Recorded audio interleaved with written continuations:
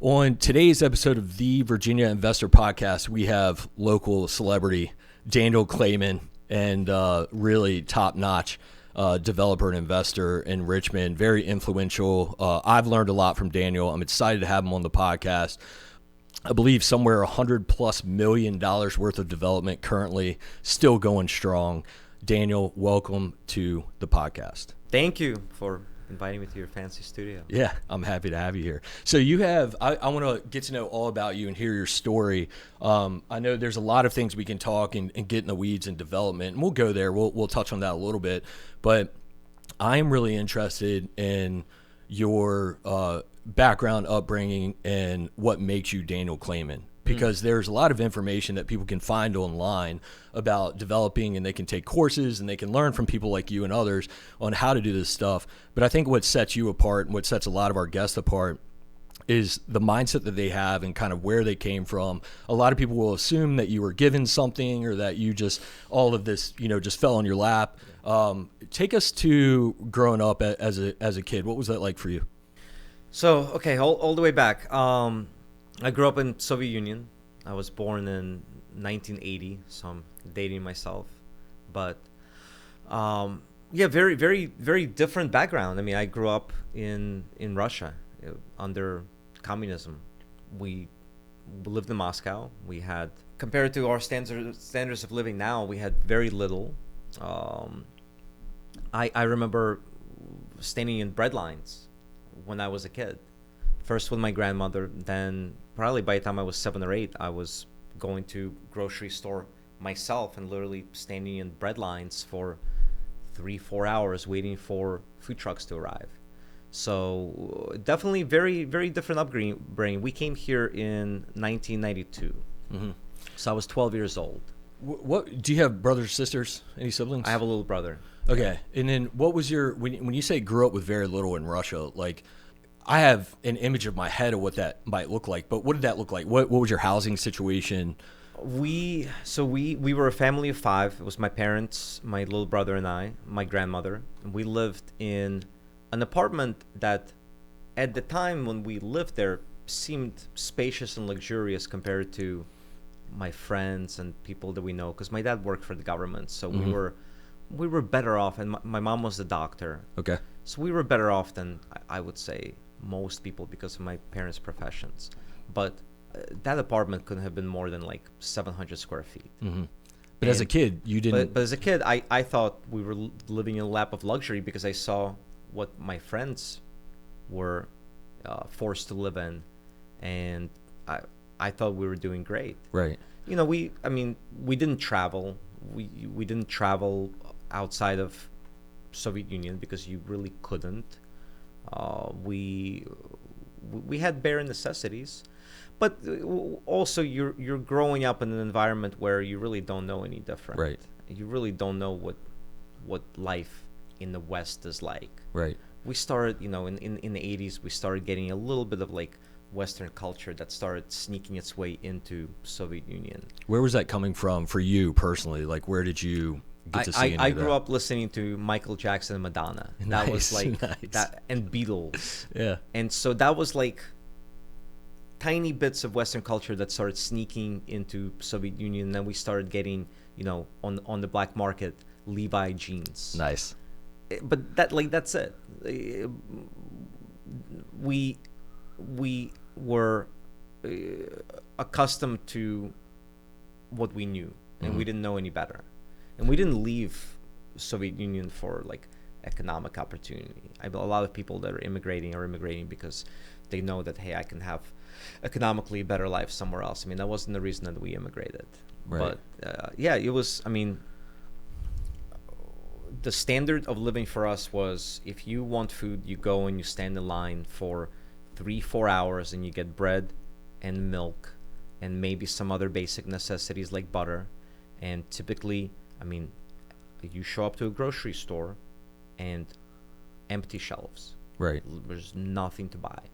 that was the standard of living in the Soviet Union under communism. That's what I grew up with. I mean, I remember when I first came to America, my first trip to the grocery store, I freaking lost my mind. Yeah, I mean, I I bet. couldn't. I bet. I couldn't believe what I was seeing. Right. It was unbelievable.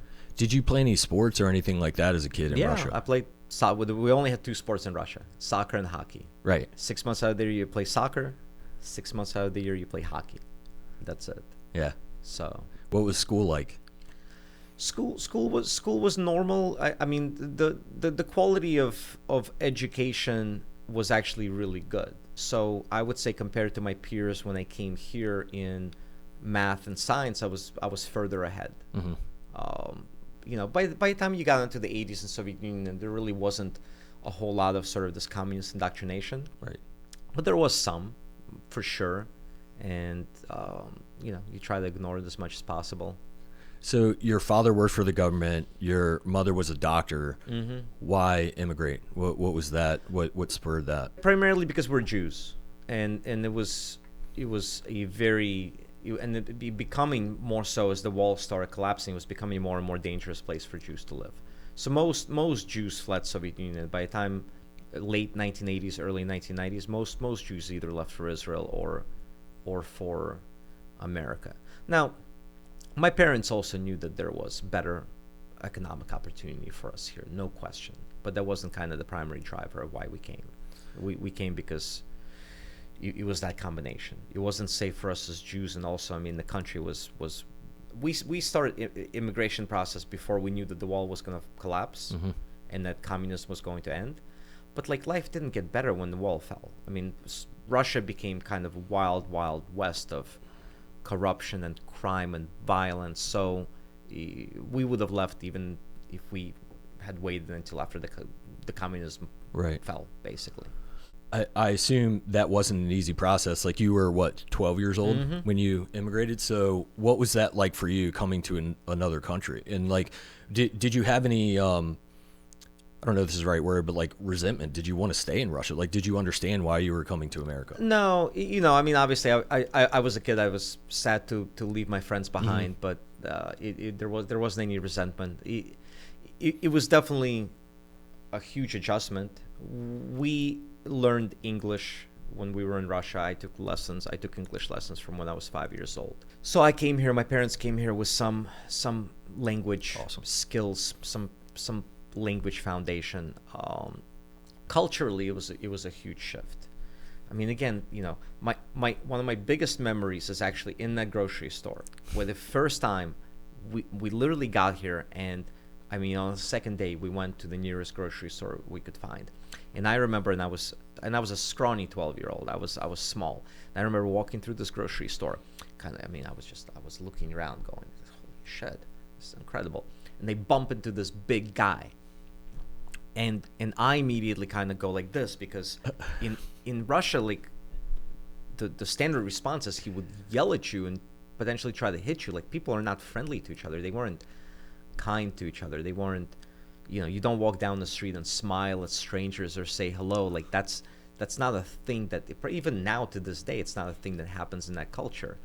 But instead, the guy was like, "Oh my God, I'm so sorry. Are you okay?" And it's such a little thing, but then combined with like shelves full of groceries, I was transported to a different world.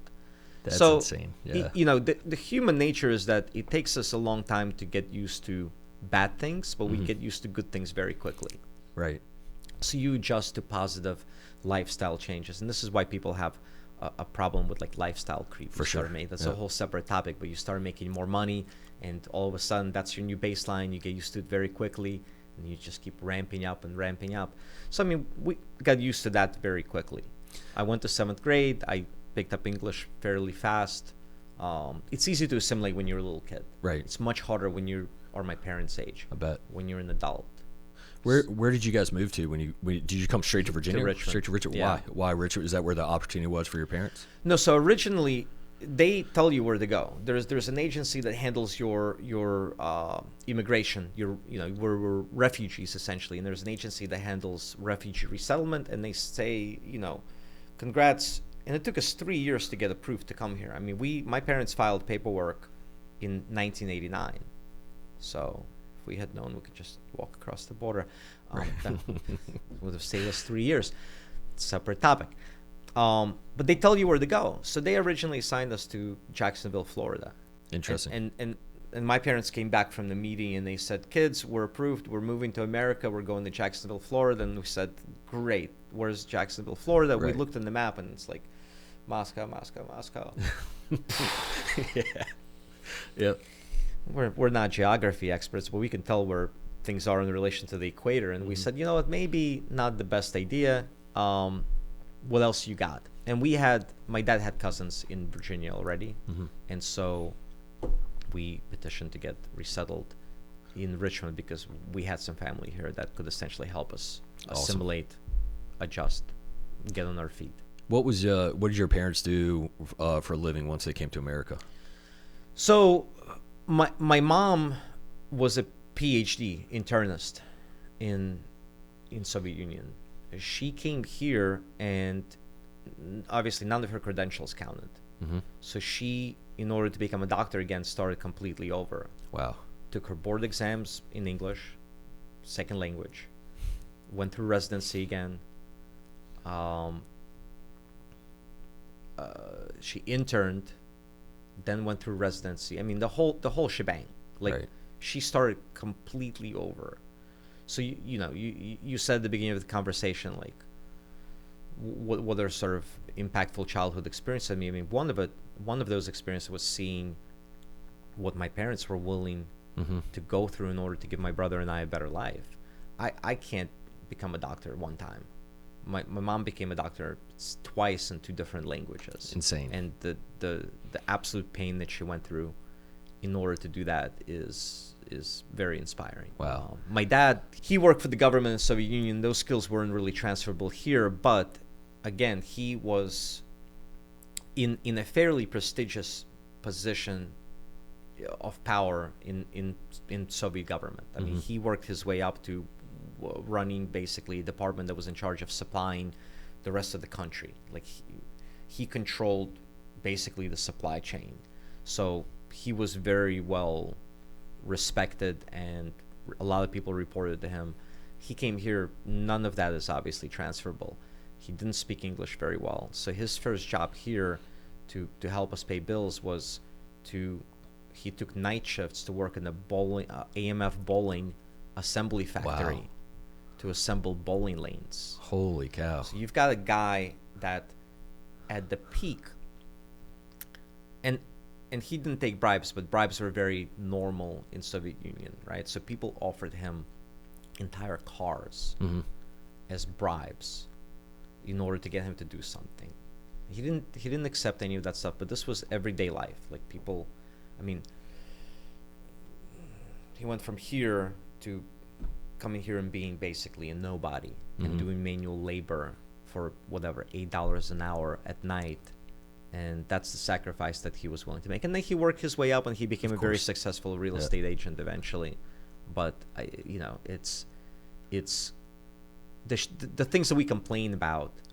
Yeah, perspective. Like imagine having to pick up your life at 40, move to a country where you don't speak the language. Right. You lose all your status, power, wealth, because when we immigrated, you can't, they control what you take. Right. They control what money you can transfer. So they don't let you leave with much. So, imagine being 40 years old, being here and having to flee. Right. And become a nobody in a country where you don't speak the language. That's crazy. Having to support your family. There are people in America that lose their job and refuse to take a lesser job, and then they drive their family's finances into the ground because of that.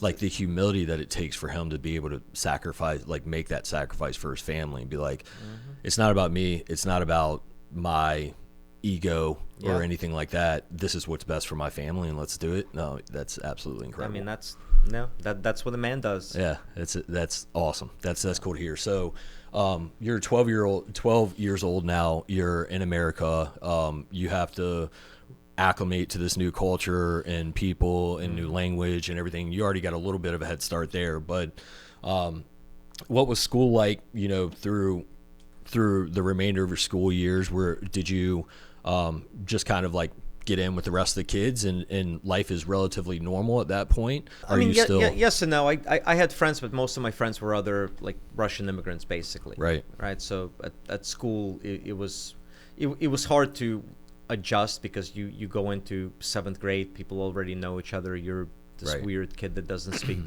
speaks with a very thick accent. And whereas, I mean, for the first year when we moved here, we were on food stamps, and I wore nothing but like secondhand clothing that was donated to us. So I remember I got in a fight with some kid on a school bus because I walked onto the school bus and I was wearing like a Chicago Bulls jacket, but like a Phoenix Suns jersey. It was just, how dare you? It was just clothes, right? Yeah. And immediately started making fun of me, but yeah, we were poor, so it took time to acclimate. I was fairly focused on my academics because that's what immigrant families do. You come here with nothing, and your parents say study because you're gonna.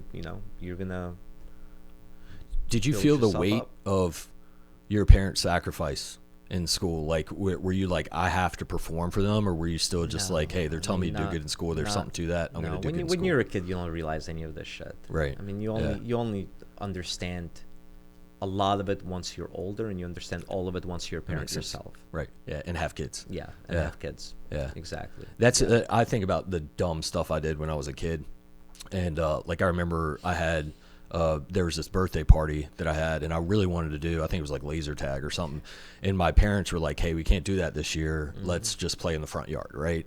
And I remember like looking back at that, I didn't know what my parents were going through at the time. Sure. And as an adult, I realized, like, I look back and saw what stage of life they were in.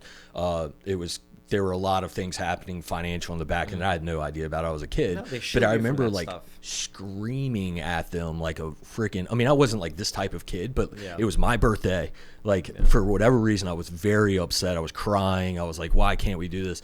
And they were doing everything they could to support me and help me have this great birthday, but I just didn't understand it at the time. And I still look back at things like that, and I'm like, dude, what an idiot. Like my parents have sacrificed so much for me. Yeah, but when you're a kid, you don't understand these things. We wish that our kids were intuitive and then understood the world, but they don't, and we often try to shield them from realities of what's going on. Yeah, for better or worse. Yeah, you only figure these things out once you're in your 20s, 30s. Right. You really see what they went through for you. So you're getting good grades in school? Decent. I had some discipline problems, but decent. I got good enough grades to get into a good college eventually. And where'd you go? UVA. UVA? Yeah. Awesome. So what was your focus in UVA? What was your mindset like going into college? To drink and get laid. Nice. I was a so 18, just like every other guy. 18-year-old boy. Yeah. I got into UVA and I got into their ECHL Scholar program, which is, and I don't know how I bullshitted my way into it because my grades in high school, frankly, weren't that good. But ECHL Scholar program is, it's a top 8% of the incoming freshman class, and they put you in like a separate dorm. And the cool thing about the ECHL Scholar program was that there are no prerequisites all of a sudden. You can come in and just take whatever courses you like. They completely take away any requirements to, you don't want to take biology or you don't want to take science. You don't have to take science. You can just create your own major. Yep. So that was cool. So I got in and did that for 2 years, but then there's an undergraduate business school at UVA that you have to apply to once you're already in it, and that's your junior and senior year of college. Awesome. And so it's like you apply into college, and then you get into college, and you have to apply again into this undergraduate business program. But the undergraduate business program has this great pipeline to Madison Avenue and to Wall Street and to really great jobs. I know a handful of people who went through the UVA undergraduate school and then Darden as well. But Darden is the graduate. Right. McIntyre is their undergraduate program. Right. But there are people that have been through either McIntyre or not Darden, and then people have been through both, and they're some really solid people that produces. The big thing about those types of schools is, yeah, you learn valuable stuff, but it opens up a lot of doors for you, because there is a very engaged alumni program. And so, alumni come back and teach, alumni come back and hire people for their companies. And because there's a very strong sort of student to alumni connection, a lot of doors get opened up. Specifically with Darden, I'm in for whatever reason, I dropped out of college, but I went to like one semester, but I'm in this like Darden community, and of like a lot of Darden graduates, and they heavily recruit from the Darden students, and they're entrepreneurs and running businesses and things like that too. Absolutely. So your college experience, I guess, are you pretty tuned in college, and again, like still having some fun but getting good grades? And do you know what you want to do after college? My grades were decent enough to sort of get by and bullshit my way into places, but I wouldn't say that my grades were fantastic. I probably did a little too much partying in college. And no, I honestly didn't know what I wanted to do. I knew I wanted to make a lot of money because I grew up not having very much money. Right. I grew up and I saw my family struggle, my parents struggle. So I was determined to do something that makes a lot of money, but I didn't really have a clear vision of what I wanted to do. You get some exposure in college, and especially once you're in business school, you get some exposure to different industries. And I did internships in a couple of companies, but I just wanted a nice big paycheck when I graduated. Right. And so, I would say not having had that direction in college is probably a miss on my part. I wish that I had better guidance and better advice when I was in college, and probably better exposure to, or just have somebody that helps me really dial in on what it is I'm interested in. I had some early interest in real estate, and I took a real estate course in the undergraduate business program from this awesome professor, Professor Overstreet. I don't know if he's still there. Super nice guy, and like a legit operator. He came from the real world. He wasn't one of these theoretical, professors. And he would just bring in like the craziest guest speakers into class every single week. You would have a guy that literally ran Marriott that would come in. You'd have a guy that came in and lectured us that owned like 600. It wasn't, I don't think Wawa was around at the time, but he owned like 600 major brand name gas stations around the country. Talk about land leases and, another guy came in and talked about buying air rights in Manhattan. So on one hand, it was really cool. On the other hand, how do I get into this? Right. It was very hard to relate to. Right. It was very hard to relate because these were like titans of industry. Right. 40, 50-year-old deal makers that were doing things at a level which was really inconceivable to us. So on one hand, I kind of had an early sort of interest in real estate, but I didn't really have an actionable plan for how do I get out of college and do something. How do I become a real estate entrepreneur? Right. So I ended up getting a job on Wall Street in essentially bond trading, because that's what everybody was trying to do, and everybody was trying to go there, and it seemed sexy. You got paid a bunch of money. You got to live in Manhattan, which I wanted to get out of Virginia really badly at the time. Right. Like I wanted to go back to live in the big city. Right. I grew up in a huge city, and Virginia was a little backwards at the time. So I took the first job on Wall Street that they offered me, basically. How long were you in Wall Street? 6 years. In New York the whole time? In New York the whole time, yeah. I worked for 4 different shops.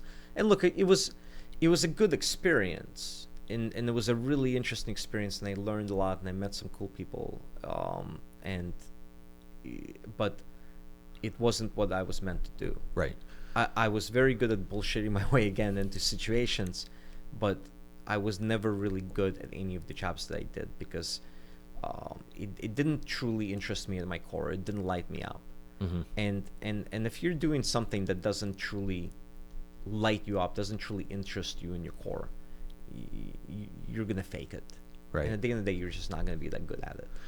So you said your goal was to make a lot of money out of college. You make a lot of money on Wall Street. What aspect was missing? I felt every day of my life that I was doing nothing of true value.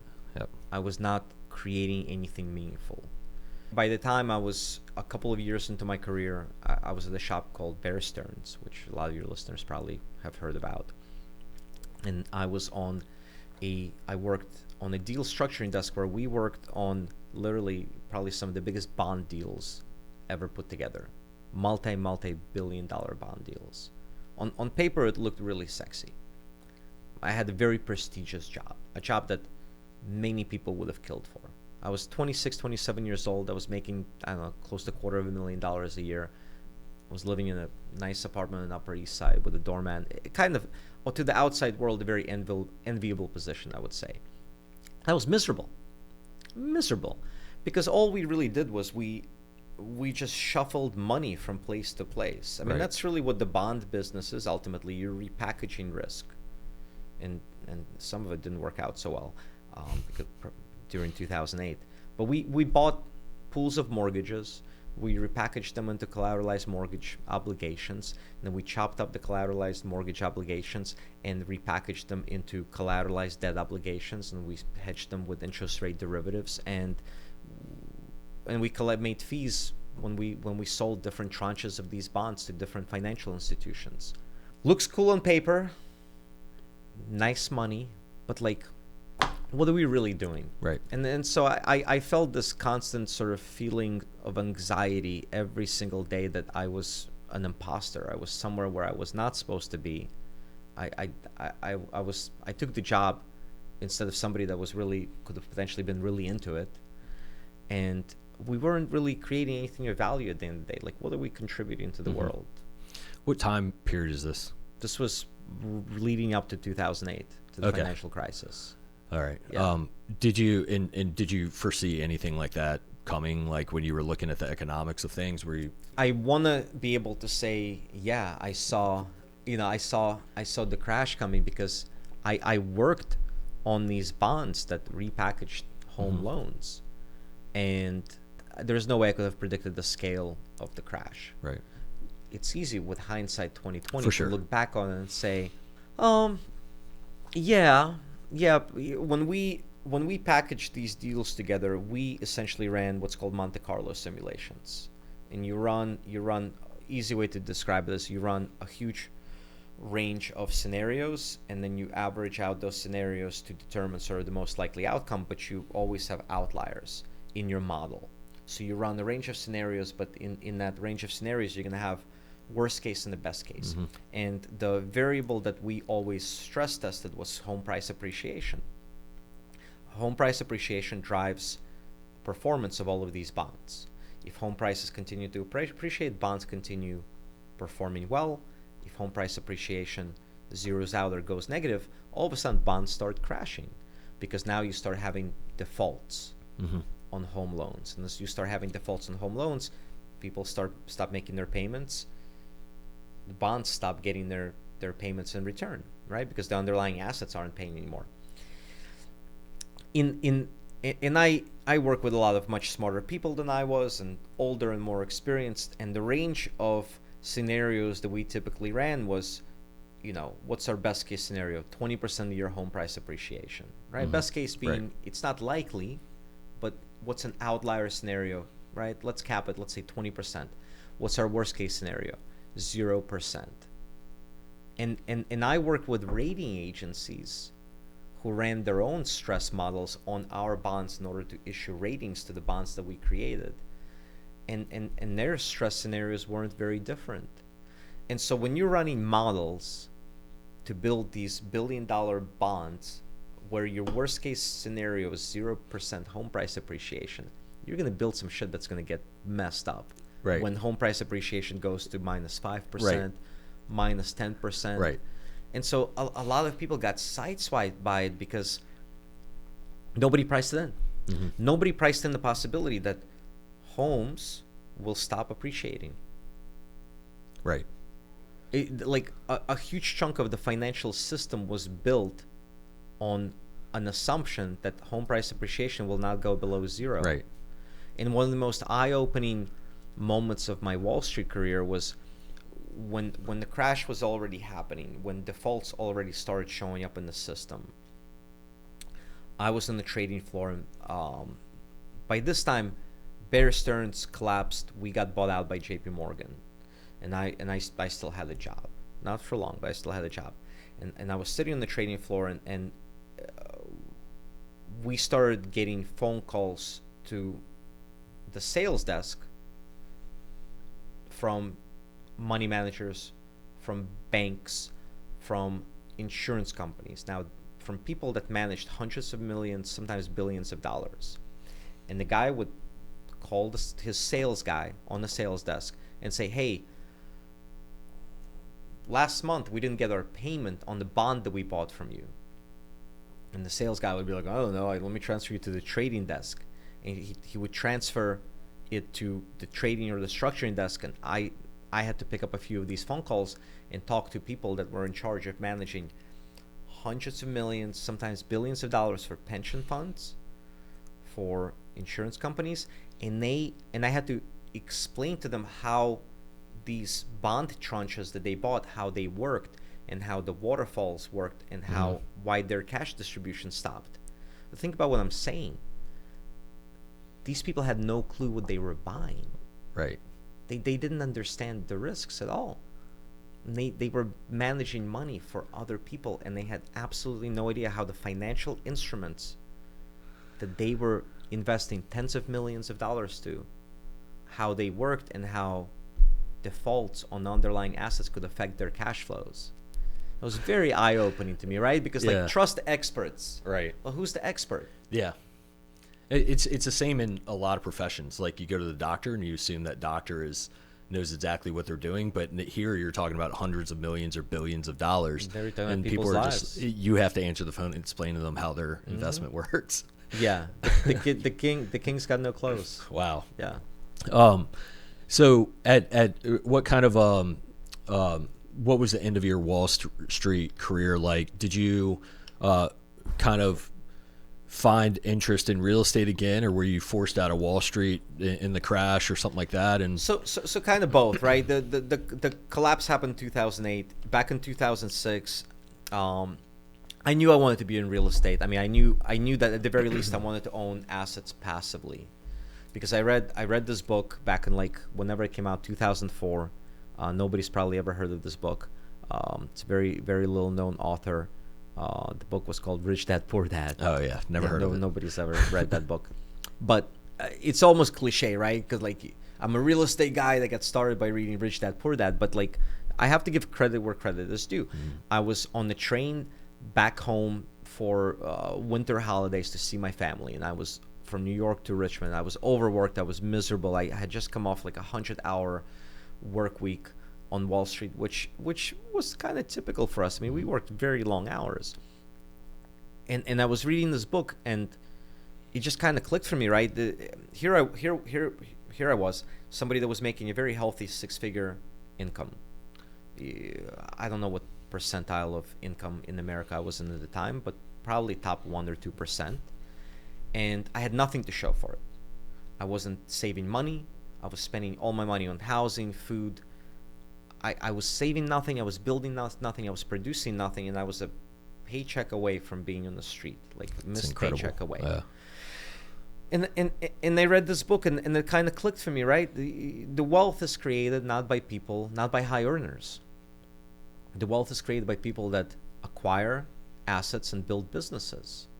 And so it really clicked for me that, hey, even if I at the time stay in my high earning job, I want to start building assets. Right. I want to start building an asset portfolio, even if it's little by little. So I had a friend here in Virginia, a childhood friend, and he was renovating houses in the Fan. And I partnered up with him and then another buddy of mine, and we just started buying some duplexes. So I already had a little bit of real estate by the time the crash happened in 2008. And in 2008, even before the crash happened, I started planning my exit. I knew that I needed to leave. And I started putting together a PPM for a fund. I saw cracks in the market. I saw foreclosures start happening kind of in early 2008. And I started putting together a PPM for a fund where I was going to raise $5 to $10 million and then go and buy distressed single-family homes. Mm-hmm. And last minute, and before I had a chance to go out and start raising money for this fund, I got laid off. It was like August 2008. I got brought into JP Morgan, and then they started cutting people from my department. And and it was, what's an analogy? It was like I felt relieved. I don't have a good analogy for it, but I got called into my boss's office and they were very apologetic. They were like, "Oh, Daniil, we're so sorry. You've done good work here." I'm like, "I probably didn't do good work here," but they were like, "Oh, we gotta let you go." And I was like, "Listen, it's all good. How much severance am I getting?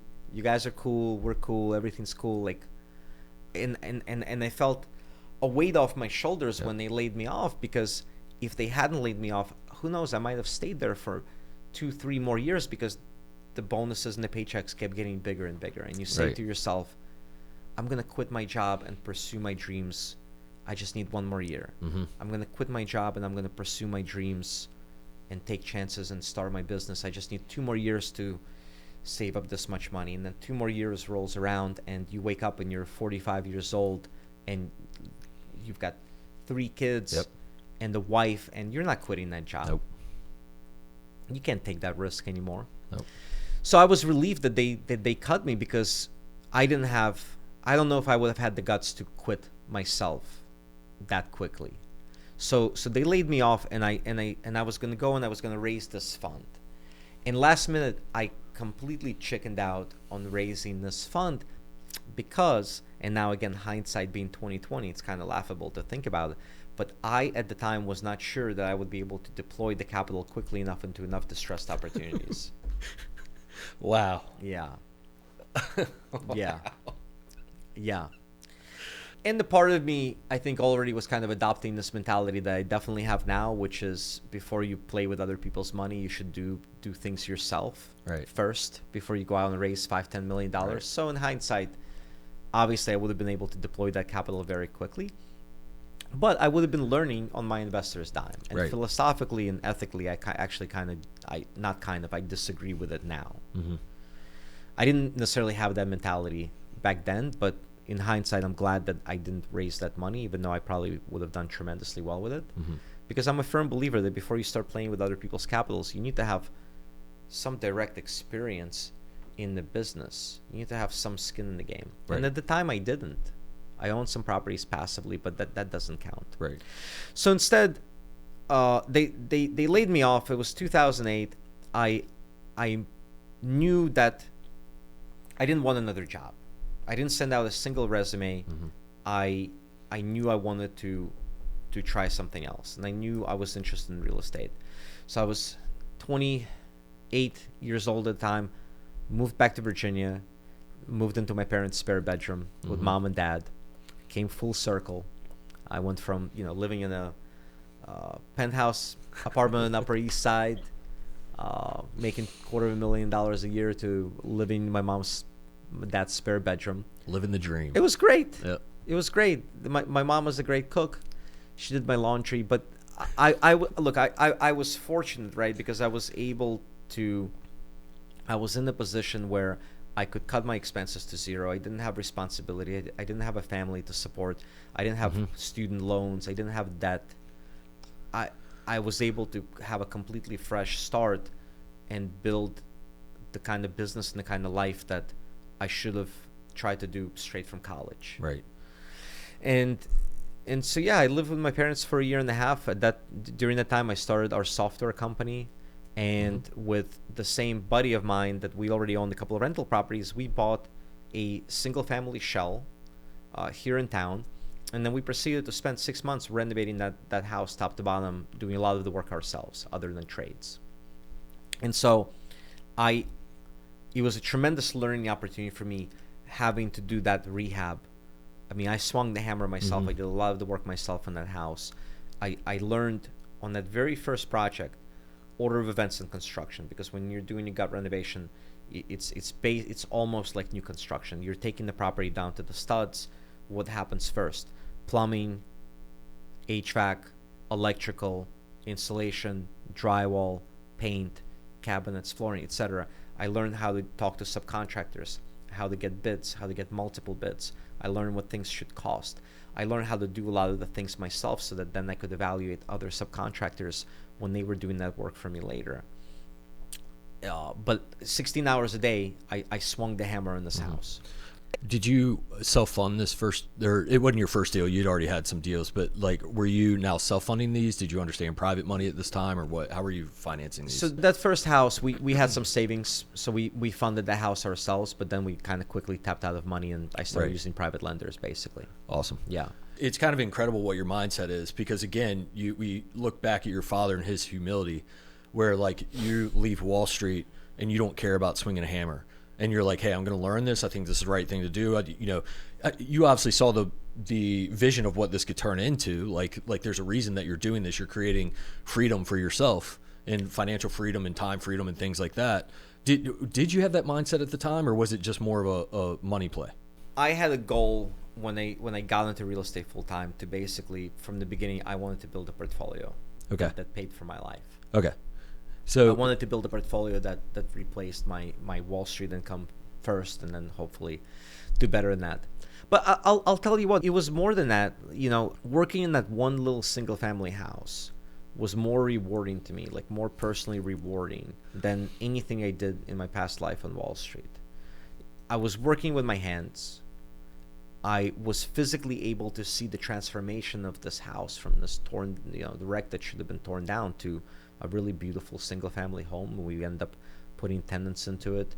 I saw the impact that it made on the block, and that to me was more satisfying. That one little rinky-dink single family house, right? But seeing its transformation. Now we did something real for a change. Mm-hmm. Like that sort of knowledge is, and sort of the local knowledge that then I acquired of the market is what was missing in all of us on Wall Street, because we did not. Everybody there was looking at things from 30,000 feet up. Mm-hmm. They didn't understand that. Wait a minute, that house sold for $300,000. A year ago, it sold for $210,000. It's not worth anything close to that. Nobody there had that understanding. Mm-hmm. As soon as you get down on the ground with like us little people, you start to understand where the value is, mm-hmm. where things are overpriced.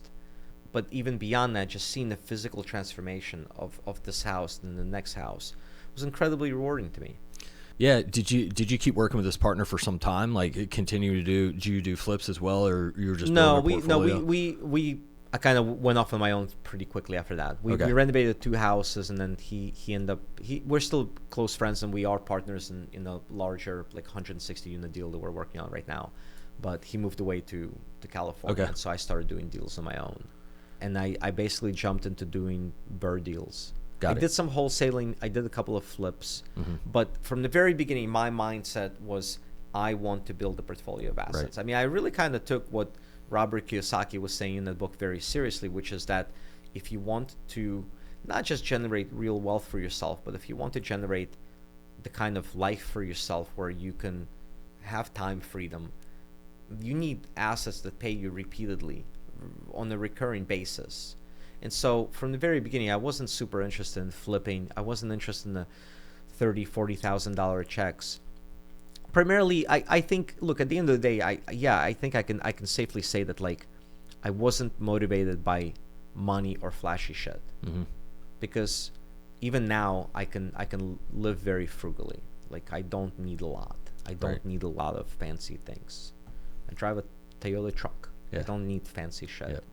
I was driven from the very beginning by, hey, I'm somebody that grew up very poor with not a lot of options.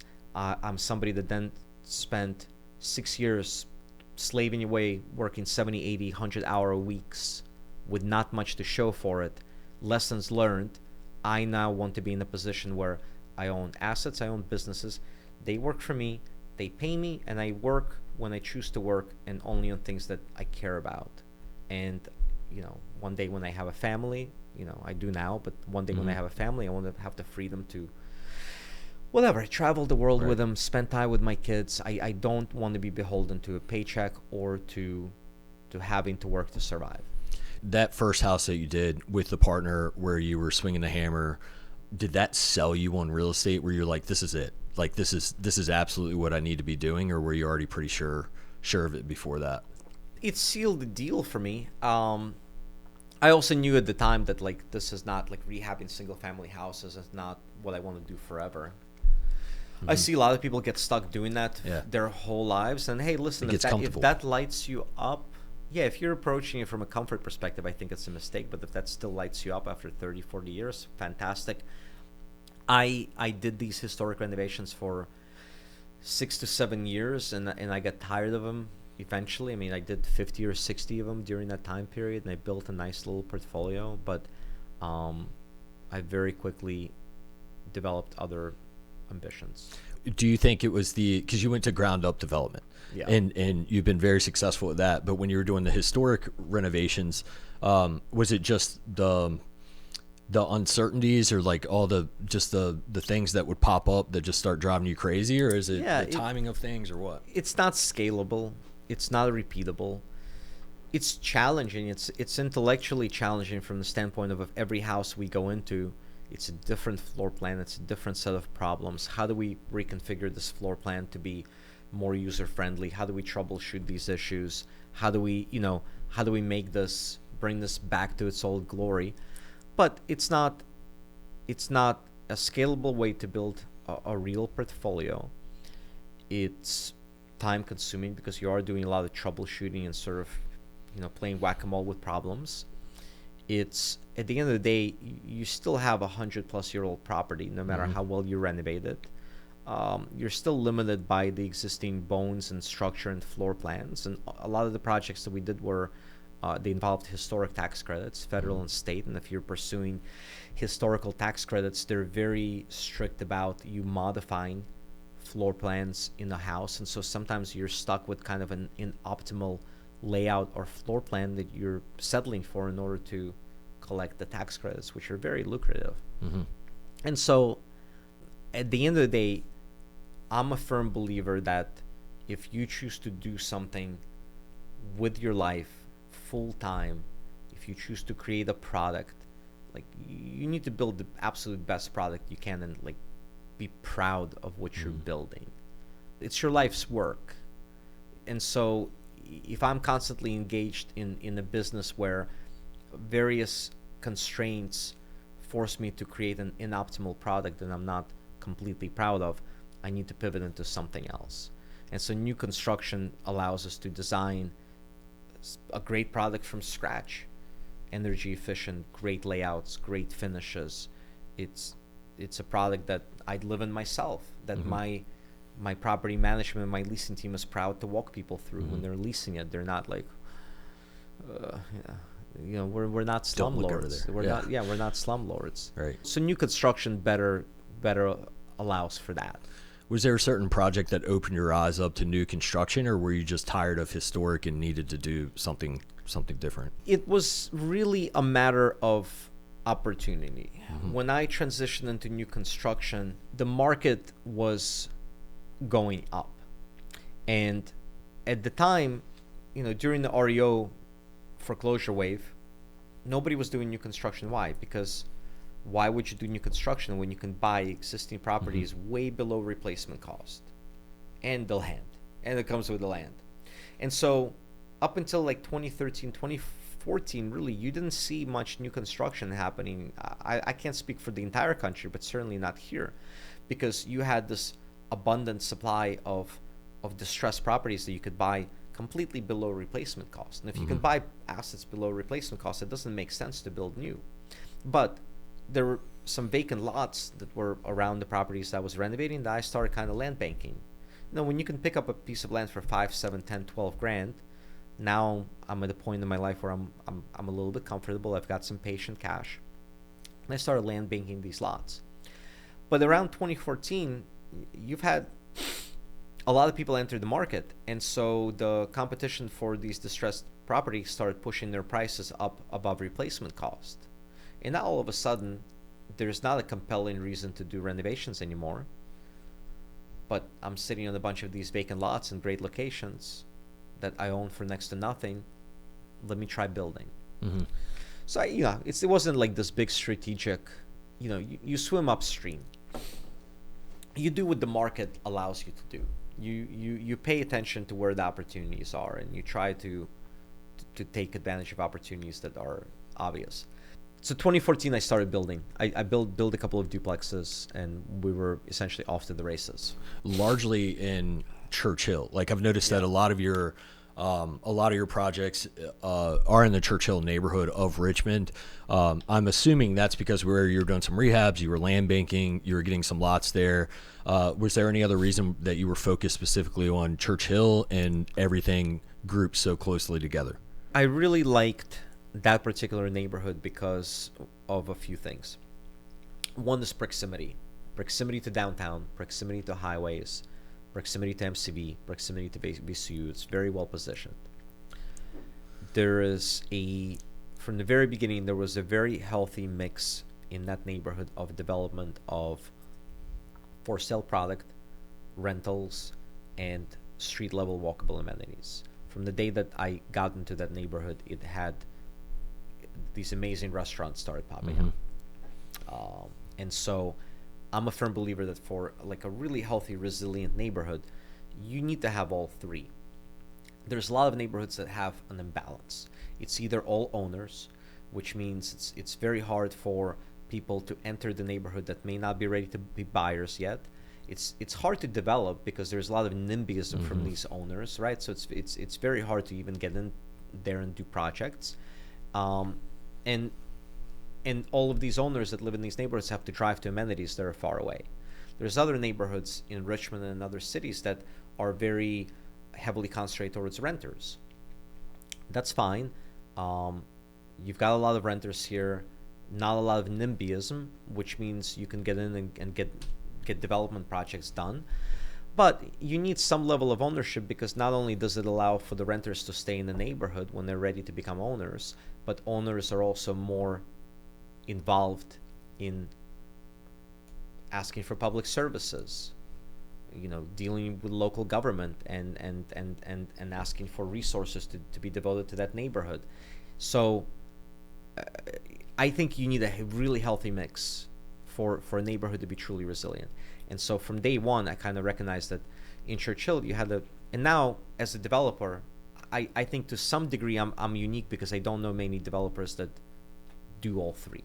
In my development company, we build rentals, we build for sale product, and we build street level amenities, street level retail places, local neighborhood places that renters and homeowners can go to. And I think out of probably every neighborhood in Richmond, Churchill is probably top 3 in terms of that healthy ecosystem. Right, especially after what you're doing for it. You're putting some awesome helping stuff in there. Yeah, we're definitely helping.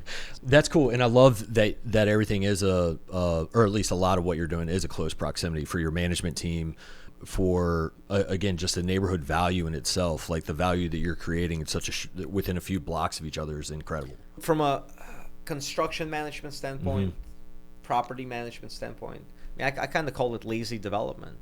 I'm not all over town. Like even now, we have a healthy portfolio. I'm in 3 neighborhoods, and up until a year ago, I was in 2 neighborhoods. Right. So it's when we're running multiple projects, they're all easy to get to because they're tightly concentrated. My property management team can within 10 minutes get to any one of our properties, which means that we can respond to issues quickly. We don't spend a lot of time driving around. That adds up tremendously. And then from a neighborhood building standpoint and purely from a selfish standpoint of like, if I'm in this neighborhood and I do a project in this neighborhood, well, that doesn't do anything for me here. But if I'm in this neighborhood and I do a project next door to me and maybe I build a nice mixed use development there that makes the area more walkable, more attractive, I've just increased the property value of the rest of my portfolio. And so everything we do tends to be additive to what we already have. Do you think that helps with deal sourcing as well? Like everyone knows that Daniil Kleyman invest in Churchill. They're do they go to you for these deals? Like how are you finding these deals, and do you think that plays a role in it? It helps. It absolutely helps to be known for 1 or 2 things rather than to be known for everything. It definitely helps to be known as like, hey, this person is really active in this neighborhood. So hopefully I'm top of mind for some people when they come across opportunities in that 1 or 2 neighborhoods. it's definitely helped with deal flow. There's no question. So let's get into the actual like art of development real quick. And a lot of this stuff you can Google. So, but I just want your mindset on some of this and maybe Sure. some quick tips. Someone has some land that they want you to look at. Like, is there a quick rule of thumb that, or what are maybe some quick like looks at a land for you to tell if it's something you want or not? Obviously zoning, and then how do you narrow in on like a price for that piece of land? Well, so for me personally, it's very location specific, right? So I can know very quickly whether it's in a neighborhood I'm interested in, because again, I'm very focused, and that's something that and we teach development to students, but it's something that I highly advise people, because you can quickly narrow down, or you can weed out deals. But not only can you weed out deals, you also can evaluate the deals you don't weed out much easier, because you know the values in these specific markets. People that develop in, I think, too many different locations, you've got to learn about each one of these neighborhoods. You've got to learn values in each one of these neighborhoods. You've got to learn really specific dynamics that happen in, especially if you're rezoning things, what works here and what may work here. You go 3 minutes away, now you're in another council person's district. Forget about it, right? So like development is very, very, what's the word I'm looking for? It's very geography specific. So for me, first of all, is it in a location I'm interested in? Secondly, what's the zoning? What's the by right zoning? What does the by right zoning allow me to develop here? Now, I have kind of a rule of thumb where, first of all, before I even get to the rule of thumb, what makes sense to build in this location? Is it for sale product? Is it for rent product? But then I have rules of thumb that I know I'm willing to pay X number of dollars per a single family lot in this neighborhood. Or if I can build townhomes here, I'm willing to pay X number of dollars per unit for the dirt. If I'm going to build apartments, I'm willing to pay X number of dollars per unit for dirt. So I can figure out ballpark value usually very quickly. But then the layer on top of that is, well, if the by right zoning doesn't allow for enough density versus maybe what the seller is asking for, is there a way for me to tie up this property long enough for me to upzone this piece of land in order to extract more value from it, so that I can pay the seller what they're asking for and still have a good land basis, basically? So you might have it under contract for 9 months, and on the contingency that you can get it rezoned to be able to build something I've done many deals where they're under contract sometimes for 12 or 18 months. Interesting. And they're contingent on rezoning. It has to be a specific situation where there's an incentive for the seller for sure to wait that long. If it's a hot property and they're asking something reasonable and there's 4 different bidders, I'm going to come to him and say, wait 18 months. He'll tell me to pound sand. Right. But if he's asking for too much, right, and nobody else is willing to pay that, yep, because I know this market, because I know how the different upzoning vehicles work in this market, because I know that local planning department wants to see more density in this area, and maybe the local council person is also understanding of the fact that we need more housing in general in order to, address housing affordability. And so I know that my chances of getting things approved here are pretty decent. Then I may be able to go to that seller and say, look, what you're asking for right now, your property is not worth that, but I can get you what you're asking for. I just need time. So you have something under contract. What does your capital stack look like? What are some ways that you like to get money for these projects, or do you just stick with the same partners, same banks, local banks? It depends on the size of the deal. If it's a smaller deal, I typically try to buy the land with cash, and then we use local community banks to fund as much of the construction as the numbers will allow. Certain deals I'll partner with, especially if somebody, I've done a few deals where somebody brings me the deal and we end up being 50-50 partners. Awesome. But the capital stack is typically cash plus bank debt. Yeah. I don't raise outside equity. That's what I thought. I didn't think that you went and found capital partners or LPs or anything like that. I've done one deal where we've done that so far. I've tried to avoid it as much as possible because of I don't want to own 10% of a deal and be responsible to a bunch of other people. Right. So I'd rather do smaller deals.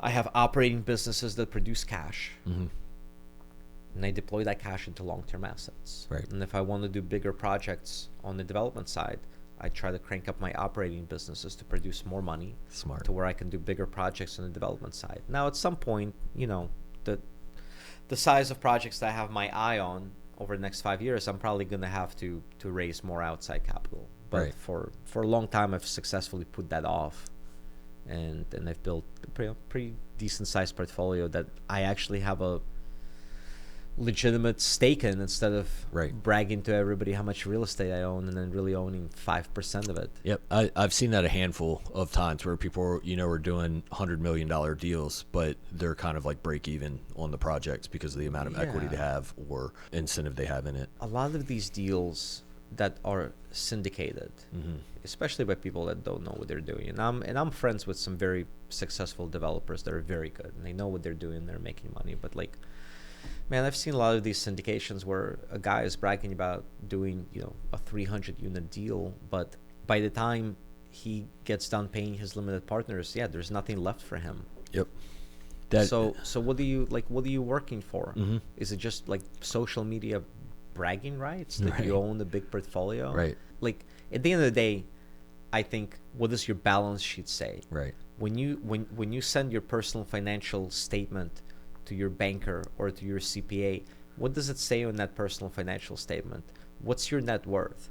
Because sure, you can own 300 units, but if you own 2% of them, that's what goes in your net worth. Yeah, go grab a single family house, But we had a guest on here in a previous episode. His name was Lyle, and he got out of college, went to be a sponsor on these large deals, and he was putting together stuff with like PE money and stuff, and he was doing $20-30 million deals.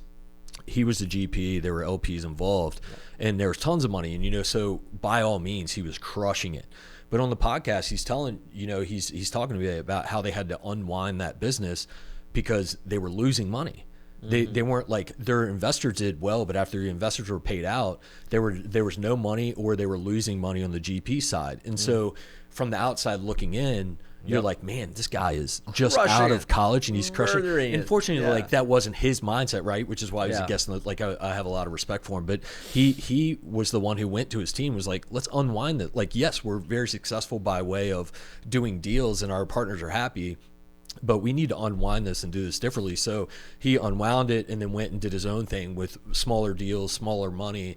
And then he's found that to be, I think he's back up to like a few hundred units, but he's it's a much smaller operation, and that's what he's happy with, to where he can now put his capital into these deals and not just, so he's benefiting from it as well with a much higher equity. You have more control, more ownership, less headaches. There's another reason why I've kind of stayed away from the traditional syndication model, which is the every development project I do, I try to develop it with the intention of holding it forever. Because again, like, to me, that's the entire beauty of this business, that you can work on something really hard one time, and then potentially it will pay you forever. And we have, you guys are on a great, you have a phenomenal reputation as a property management company. We have in-house property management. My team kicks ass. They take great, awesome. They take great care of our properties. You know the people that work for me. So I can bust my ass and I can build this asset, and I can then turn it over to my property management company, who will then steward that asset really well. Because that's the key, right? It's not enough to just build something. It can easily deteriorate very quickly and depreciate, right? So you build something awesome, but then you need to steward it for the next decade, 20, 30 years through really great property and asset management. But like, how cool is that I can work my ass off on something one time and it's going to pay me for the rest of my life? Right. It's just going to, every month, just check in my mailbox. Right. But in the traditional syndication model, especially given how thin the numbers are on the cash distributions, on the cash flows, because your cash on cash return initially is typically pretty low right now, you have to, in order to deliver the right IRRs to your investors, you have to model in a sale in the next 3, 4, 5 years. you have to sell that asset in order to deliver returns Yep. to your LPs. Right. So that model is completely contradictory to kind of how I want to run my portfolio. Right. It doesn't make sense for me. Right. On the construction side, so you've got your capital lined up. You have relationships with community banks. You have some of your own capital. You have good equity in the property. You have the deal under contract. And now let's say you've closed on the land. It's time to start building. I assume you have some GP or some GC relationships that you have used from time to time. You found what teams work for what sort of assets and things like that. And so you're hiring these GCs to come in, and you are managing the GC essentially, or someone. Typically, that's been the model, and Okay. and I've even now I'm working on a duplex, and we're in permits on a 130 unit project and everything in between. And it's very different types of contractors that will do a 2 unit, a 10 unit versus a 40 or a 50 unit. So you've got to hire the right people for the job. But generally, my model has been to hire third-party GCs. I've been kind of threatening to bring construction in-house on smaller projects for a while, and I think I'm still going to do it. It's just a matter of time. What I'm finding in this market is that it's actually much easier to find great GCs that know what they're doing to build a big project. Interesting. Yeah. Makes sense. Rather than a small project. Why do you think that is?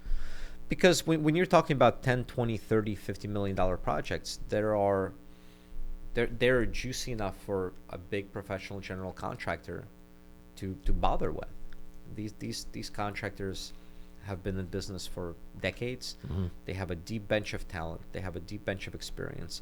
They're big enough to where they have a separate estimating department that can go out, they can look at your plans, they can digitize them, they can itemize everything, go out and get everything bid, and they can come back to you, and before you break ground, they can give you potentially a GMP, right? Guaranteed maximum price contract. And they know how to execute. You try to build a duplex, it's very hard to find somebody to do a good job on that. Your typical sort of single family rehab contractors, they don't know how to do new construction. A lot of your single family home builders, that's what they are. They're home builders. They don't want to bother with your duplex when they can go and build a subdivision of 10 or 20 houses for themselves. The bigger GC won't bother with your 2 or 4 or 6 unit building because there's not enough margin on it. So, and I don't know if that holds true for every market, but I found that to be true here. And even if I can find somebody to execute and build this duplex really well, from my experience, I have to really act more like a co-GC with them, and they act more like a project manager, Right. because they do not have ability to go and fully get this bid out and estimate it and give me a guaranteed price on it. That's been my experience. Do you think that's more of a pain point for like the mid-size apartments that you're building, a reason to go bigger? It's a reason to go bigger, but I still like these little projects because you can build them quickly. People like living in them. Yes. So yeah, that for now that's my plan. I'm gonna start my own construction company. Like I've GC'd all this stuff myself in the past. Right. I know how to do it. So I'm gonna start a company, hire a couple of people, and we're gonna self-perform the smaller deals. But the bigger stuff I have in the pipeline, I can't do it as well as experienced GCs. Like there's just no reason for me not to hire somebody and pay them. On these bigger projects, it's not that expensive. Right. So we're getting ready in I don't know, as soon as we get permanent in the next 30 days, hopefully, we're breaking ground on a 31 unit building. A GC that just completed a project for me, a mixed use project for me, is going to build this one. It's costing me all in as a percent of cost, well under 15% to build that project. And actually, if it was a little bit bigger, so the project that they just finished for me, they charged a 5% profit margin, and then another 6 to 7% what's called general conditions, which is a full-time site super, part-time project manager, and like all the temporary power, construction trailer, construction fencing. So all in that project, to hire somebody that did a really good job on it, executed it much quicker than I could have myself, has deeper subcontractor relationships that yield better pricing, I pay 12% of cost to do it. Yeah, it's a no-brainer. You want to build a single-family home, it's going to cost you 20 to 25% of cost right now. Right. So there's no reason for me not to hire for bigger projects a really good third-party GC. Yeah. There's just it doesn't cost much. And if they're that squared away, you can go off and get some more deals. So It's just so we just finished a 45,000 square foot mixed use project. You've probably seen it, right, Evelyn? Yep. It's 40 apartments, a bunch of commercial space. All of my work was in the pre-development phase, lining up the financing, lining up the general contractor, going over the drawings with a fine-tooth comb, ironing out our selections. By the time they broke ground, we had the GMP, and everything was figured out. Everything was spec'd out. Types of toilets, types of doorknobs. And so during construction, I showed up to the job site once a week for a site meeting. Met with the team. They went over the schedule. I walked around the job site. I usually didn't have any input because they were doing a good job.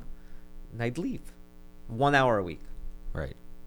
If I was GCing that myself, Jesus Christ. Yeah. Like, why? Why would I do that for 12%? Yeah. Ludicrous. And that's a beautiful building, and out absolutely really well. beautiful Thank you. property. The courtyard is just you walk into like a whole different culture. I think when you walk into that building, into the courtyard. Well, this is the one on Forest Hill. Okay, This is the one on Forest Hill. Got it. There's no courtyard in that one. But, Okay. But there's really, that's your first elevator shaft in Forest Hill. yes, exactly. But great commercial tenants there. I mean, it turned out awesome. Yeah. But like, they built it in 13 months. To their credit, I mean, I couldn't have built it in 13 months. What's the name of the one I was talking about in Churchill? Eileen. Okay. You're thinking of Eileen. Eileen is the one that leans next to it, right? Yeah, what's but the new construction piece next to it is Eileen East, basically. Okay, all right. Yeah. So Evelyn Eileen. Okay, got it. We only name buildings after your grandmothers, so send us more grandmother names. Yeah, That's awesome. Next one is going to be Gertrude. Yeah, nice. My grandmother's name is Gaynell. Okay. So okay. Like the Gaylord Hotel. Yeah. This is great. There you go. Yeah, I love it. So I want to talk about your coaching and software real quick before we wrap up. But Sure. Tell us about RehabValuator. Like from what I understand, that started. I think you alluded to it earlier. Early on in some of your earliest projects, you needed to learn how to evaluate those projects, and then somehow it turned into some monster software that's super. I've been using it for years. I know like thousands of other people use it. Yep. Like, tell us about that software, kind of how it started and what it does. Sure. So I got into the software business really by accident. Actually, it's a function of another book that it's so cliche.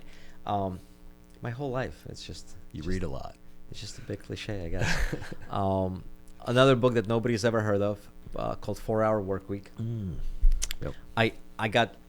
When I got laid off from my Wall Street job, we were renting this beach house in the Hamptons with a bunch of my buddies that I could no longer afford, but we had already paid for the remainder of the summer. And so I got laid off on like a Thursday morning, and so I called my girlfriend at the time, who's now my wife actually, and I said, "Hey, I just got fired. You want to go to the beach?" She was like, "Yeah, I'll take the day off." Sweet. And so we took the bus to Hamptons, and I had this book in front of me. It had just come out, 4 Hour Workweek, and in that book he talked about importance of creating diversified streams of income and how easy it is to start an online business. And I was at a point in my life where like, what am I going to do with my life? And I knew I wanted to do real estate, but I was like, hey, I don't know if this real estate thing is going to work out. Maybe it doesn't. What else am I good at? What other value can I offer to the world that maybe I can potentially monetize? And I had already built kind of a spreadsheet for myself that I was using to look at deals and evaluate deals that I was looking to buy. And I was good at financial modeling. Like, that's what I did on Wall Street. I did financial modeling. I did complicated Excel spreadsheets and complicated financial models. And so I said, hey, let me give this a shot. And I built the first version of the software. I didn't know anything about building websites, creating software, merchant accounts, Google AdWords, marketing, writing sales copy, creating video sales letter. I knew nothing. But early 2009, I built the first version of this software, and I built the ugliest website you've ever seen in your entire life. Just awful. And I clicked live, and I sat there. But I'll go back a little bit. When I was plotting my escape from work, one of the things I vowed to do was, it was like almost this mantra. I said, like, I want to transition from being a consumer to being a maker, right? All the wealth in this world is generated by makers of things, whether it's makers of products or it's makers of real estate or it's makers of culture, popular culture, but it's makers. In our population, you've got 97% of the people, they're takers. Not takers in a bad way where they're leeching. They're takers because they're consumers. And then you've got makers. Makers are the ones generating all the wealth. And so I knew that whatever I end up doing, I want to build businesses and I want to make things. So I launched this software and I went live with my website, and I just sat there waiting for money to roll in because now I'm a maker, right? Right. Now it was like an important symbolic step. I'm now a maker of something. And so that was January 2009. Over the course of that year, my total revenues for my software business was $800. Nice. $800 for the whole year. Now, I think a lot of people at that point would have quit. I was too stubborn to quit. And I had time. I was lucky, right? So I kept learning about how to create better products, how to make things more user-friendly, how to do marketing better. And in the second year, our total revenues went up for the whole year, went up to like $9,000. Nice. Revenue, right? Like that's Right, gross. right. That's Yeah. not net. That's just Right. what we brought in, which is laughable, right? Like it's okay. Maybe it's time to wrap up the business, but no, I'm too stubborn to quit, and I had really no other choice because what was I going to do? Go back to work? And I was learning a ton. It was really interesting to me, and what was really important to me was, even though we weren't really selling much yet, it was still that act of I created something. And there's at least a few people willing to pay me money Right. for this thing. So some people see value in it. And so I kept iterating the product, and these were still Excel spreadsheets. But by 2013 or 2014, I was selling 7 figures worth of Excel spreadsheets online. So, you stick with it. And then I hired developers because I was building the software myself up until that time, and I hired really great developers, and we built a cloud-based application out of it in 2015 that we transitioned to and became a subscription model. And it originally started off as purely like an evaluation platform. Numbers go in, numbers come out, but it's transitioned into being much more than that. Now we have deep property and seller data, we have comparable sales, we have rental comps, we have deep deal analysis, we have wholesale deal presentations, funding proposals for hard money lenders and for banks, and we have a full-scale project management platform in the software as well for really kind of smaller scale mom and pop investors that don't want to have to go and learn Builder, Trend, or co-construct, because you don't need all those bells and whistles. Right. We give them a much simpler project management platform where you can build your budgets, build your budget templates, store your costs, build Gantt charts and schedules, track your projects in real time. There's an accounting system. You can create lender draw requests from there. You can store all your plans, surveys, documents in the platform, all your progress pictures. So it's morphed into kind of this monster over time. It's become a lot more than that because now you have a community that's based around it, right? The inner circle. Correct. How did that get started, and what does that network mean to you? So I realized very early on, because a lot of the people that we were attracting to the software business were new investors. Now we've got a lot of experienced users like yourself, but a lot of the people that we were attracting to the business were new investors. I realized very early on that in order to make them successful, we had to give them more than software. We had to give them education. We had to give them support. And look, it's kind of self-serving, because if you're coming to us and you're new, if you leave the business because you give up or because you quit, you're also going to stop paying for my software. So it wasn't like an altruistic thing that we did, even though I put out a ton of free education. I still do to this day. But we realized very early on that if we can support people through education and through actionable, curriculum into actually doing the business, they're more likely to use the software, they're more likely to succeed, make money, and they will be clients for much longer. So I started creating free education. We put together the RehabValuator Inner Circle, which is like a monthly group mentoring program that I have a partner in, and he's awesome. And in that group mentoring program, we do trainings on almost every topic under the sun when it comes to real estate: finding deals, finding money, creative financing, property management, wealth management, and like asset protection, hiring. And it's become an incredible community of people that kind of mentor each other and help each other. And then 2 weeks ago, I just recently launched something called Cashflow Developer Academy, which is a community specifically dedicated to teaching real estate development. Because I really have been kind of focused on the real estate development almost all in, and it's such a complex, deep topic that I spun off a separate community to teach that specifically. And we launched 2 weeks ago, and we already have some pretty incredible deal makers in that community that are going to mentor other people, and they're already helping each other. And I have kind of a big long-term vision with that. Like my vision for that community is over the next 3 years, I want to create 1,000 active developers with like small to medium scale projects around the country. Awesome. Because we need more housing. Right.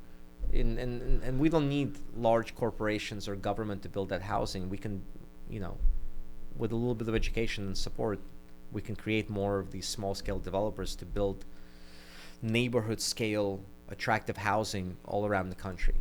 Now you've done this thing in the past where people will pay what I feel is a reasonable amount of money. I mean, it's relatively expensive, but what they get out of it and being able to spend time with you is a reasonable amount of money to come spend time with you for a couple of days. Yeah. Is that different than this new program that you started? Because to put this into scale for people that are listening, people will travel, I believe, from other countries to come hang out with you for a couple of days to learn about development, which is insane. Is that different? So for the last 2 years, I've been doing a mastermind where for 2 days I bring people into my office, into our construction sites, and we spend 2 days together. And we go out to dinners, and we spend time in my office learning. We go to our active job sites, and we've had people fly in. We had people from Jordan, from Saudi Arabia, from South Africa, fly in. A bunch of people from Canada. I think we had somebody from Europe flying for it as well. We had somebody from Senegal here last month, which was pretty cool. But that's a 2-day event, right? The community that I'm launching now is it's an ongoing thing. We're doing live calls every 2 weeks, where there's a deep curriculum inside that platform. That's the vision for that. Is it's going to be an ongoing place where you can get support, you can learn. One of the things that I want to do for that community is a lot of ongoing education, because there's innovative construction methods that people are using more and more all over the country, like 3D printing. There's the financing landscape once you get into development is really fascinating, because there's levels to this. So I'm going to keep bringing people in to do continuous education in this platform, to where even if you're now successfully developing a couple of units, but you want to scale into developing 20 or 50 or 100 units, there's all kinds of things that you need to learn. Right. There's all kinds of questions that you're going to have. Right. So that's the vision with that. Awesome. All right, I have a few rapid fire questions for you. Go. And then we'll wrap up. Do it. I want this to be in true Daniil Kleyman personality too. You don't need to hold back. I don't know. It's scary in there. Yeah. All right. So if someone comes to you and they say, "I want to start investing, but I don't have any time," what do you say to them? What do I say to them? What do you have? What do you bring to the table? I mean, if you don't have time, that means you're an incredibly successful, busy professional, right? So then you're making a lot of money. Then invest passively, but choose your partners very wisely, very, very, very, very, very wisely. You know, that's what I figured. I figured you'd say, if you don't have any time, you better have a lot of money, because it doesn't really go hand in hand if you don't have time and don't have a lot of capital either. Listen, and my employees are wonderful, but I'm going to tell you a story because I give them shit about it all the time. I mean, I have amazing people that work for me, but we're still working on their time management because, like, I'll give them books, and a year later, it's like, did you read this book? Oh no, I'm busy with this and this. Like, what are you busy with? I have 3 kids, I have 3 businesses. I read a book a week right now. I make time. I'm up my alarm goes off at 4:50 a.m. 7 days a week. 7 days a week. Now I snooze till 5, full disclosure. But I'm up at 5. 7 days a week I'm up at 5. And I'm doing something. You make time. Yeah. That's awesome. I love that. And I feel like people need to hear that, especially coming from someone like you. Like, it's not, you don't have more time than anyone else, but you're accomplishing a lot. No, but it's, I think as you get older, you become a lot more cognizant of the fact that you're going to die. So what are you wasting your time doing now? And I don't want to sound all high and mighty. Like, I watch TV. Oh, for sure. I watch an hour of TV every night before I go to bed. It's the only way that I can unwind. It's the only way that I can, like, disconnect my brain. So, you know, I'm not going to sit here and say, oh, you're wasting time watching TV. But, like, yeah, you're probably wasting time doing a lot of, you're just not managing. Right. And I read in some book a long time ago, I don't remember who said it, but it's not about time management. It's about self-management. What you're doing is you're not managing yourself. That's really what time management is. It's you managing yourself. You're not managing yourself well. What do you say to people who don't have any money? Get creative. The starting point for anybody, whether you don't have time or you don't have money, is figure out what it is that you can bring to the table, right? If you lack this, can you make up for it with this? Can you find somebody that has what you lack? What do you bring to the table in exchange? Is it knowledge? Is it time? Is it hustle? Is it other connections? Or, you know, or find a way to make money. I mean, it's 2025. There's so many ways. It's never been easier to make money. It's never been easier to start a business. It's never been cheaper to start a business, try out new ideas. In the history of the world. So find a way to make some money that you can then start deploying into projects. What keeps you going? You're fairly successful at this point. What keeps you going? Why do you want to continue to build and continue to make moves that you're doing right now? I enjoy it. I truly enjoy it. I think I heard, and I like to make this analogy to people, or it's not an analogy, it's a story, but I heard on some podcast years ago, there's a really good question that you can ask yourself to determine whether what you're currently doing in life is what you're meant to be doing, if you're in the right place. It's a very simple exercise. And I don't want to take credit for it because I heard it on some other podcast. You wake up tomorrow and you have $10 billion in your bank account all of a sudden. No strings. Do you keep doing what you're doing today? Do you go back to the job that you're doing? Do you go back to the business that you're currently running? Do you go back to whatever it is that you're full-time engaged in right now? Or not? I think 99% of the people would say, I'm not getting out of bed. I'm not going to. For me, I can with all honesty say I would continue developing real estate. It genuinely is interesting to me. It's challenging to me. It's rewarding. It's fun. The only thing that would change is probably the scale of the projects. Right. But I keep doing it. Yeah. And I think that's a good exercise to really, and you have to be introspective and really be honest with yourself, but it's a good exercise to gauge whether what you're doing right now is really what you're meant to be doing. Right. How can people find you? I'm pretty easy to find on social media at RehabValuator. I'm on IG. I'm on YouTube at RehabValuator. You can go to RehabValuator.com, sign up for a free version of our software, and you start getting emails from me. And I usually, if you email me, I'm usually quick to reply. So that's probably the best way. Awesome. Cool. Any final thoughts? No, I feel like we covered a lot of ground today. Yeah. You're well prepared. Very good questions. Awesome. So no, nothing else. Well, thanks, man. I have a massive amount of respect for you and what you're doing and the company that you hold and things like that. Like, what you're doing for the city is awesome. The properties you're putting up are no joke. Like, they are just very high end. You care about what you're doing, and I think that means a lot to the city. You're an influence to a lot of investors in Central Virginia. A lot of people look up to you, and we go and we tour your products, which is awesome to do. And you provide lunch for us and everything like that. Man, it's really cool seeing what you're doing, but also giving back to the community by way of building awesome stuff, but also helping investors kind of build their FU wall, as you like to put it. But I need to bring that back. Yeah, the financially unstoppable wall, I think, or we could say. But sure. But really appreciate you. Yeah, thanks for coming on the podcast. It's good to catch up with you. Well, you're far too kind, and you know, Steve, I've known you for ages, and I admire you as well, and you've built a phenomenal company. It's in property management, it's very tough to build a company with a good reputation, and you've succeeded at that. So I know it requires a tremendous amount of work. Absolutely, it does, and I appreciate that. I really appreciate you and appreciate your support over the years. It's been great learning from you, and thanks again for coming on the podcast. My pleasure.